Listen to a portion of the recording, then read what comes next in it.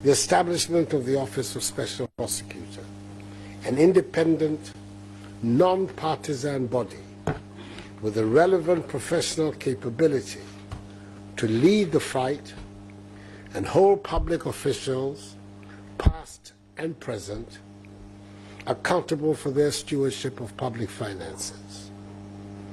The enactment of the Office of Special Prosecutor Act, Act 663/2018, by an MPP-dominated Parliament, is the first stage in the fulfillment of that pledge.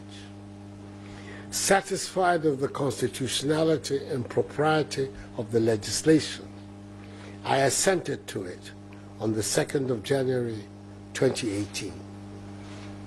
The Act, pursuant to Section 13(3), provides for the nomination by the Attorney General of a person fit for appointment by the President of the Republic, subject to approval by Parliament by an absolute majority of its members, to perform the functions of the office.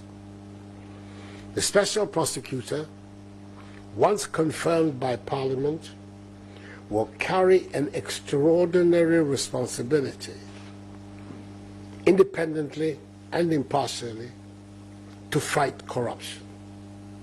The Special Prosecutor, as the Act states in its preamble, and I quote, shall have full authority and control over the investigation, initiation, and conduct of proceedings of alleged or suspected corruption and corruption-related offenses involving public officers and politically exposed persons in the performance of their functions, as well as persons in the private sector involved in the commission of alleged or suspected corruption and corruption-related offenses."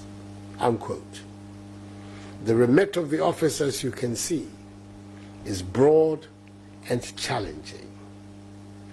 The Attorney General is by letter dated Thursday, 11th January 2018, of today's date, addressed to me, exercised her power of nomination and submitted to me for my acceptance the name of the proposed Special Prosecutor.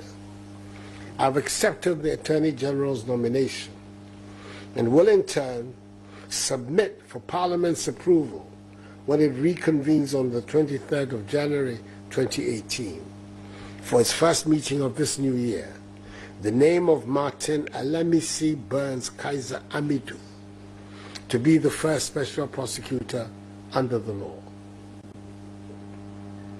I have done so because I am fully convinced that Mr. Martin Amidu, a prominent legal personality who held the high office of Attorney General of the Republic in the government of the late President Professor John Evans Atta Mills, has the requisite integrity, competence, courage, and independence of character to discharge effectively the responsibilities of this new office.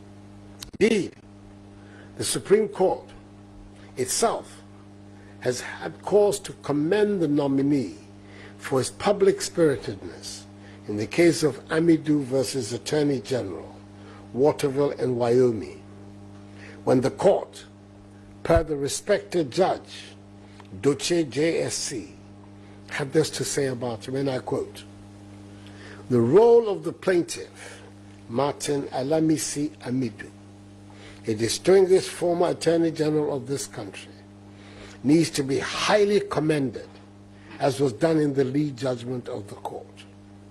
The plaintiff, in my opinion, must be highly commended for his vigilante role in protecting the wanton dissipation of the public purse." Unquote.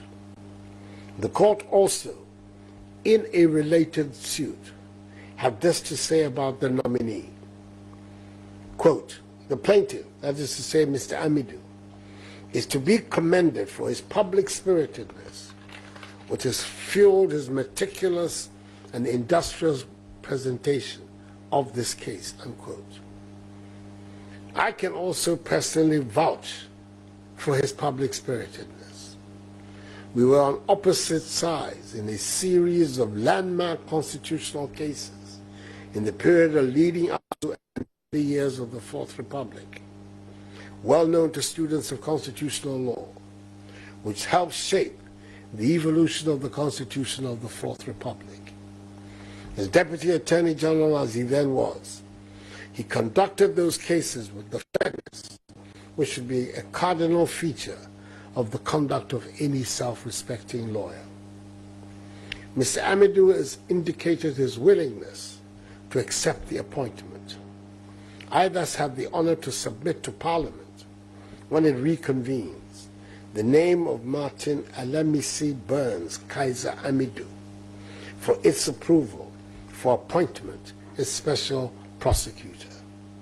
It is my hope and expectation that the praiseworthy speed and dispatch with which Parliament acted on nominees for ministerial appointment last year will characterize its handling of this nomination to enable Mr. Amidu as soon as possible enter into office to begin the important work that awaits him.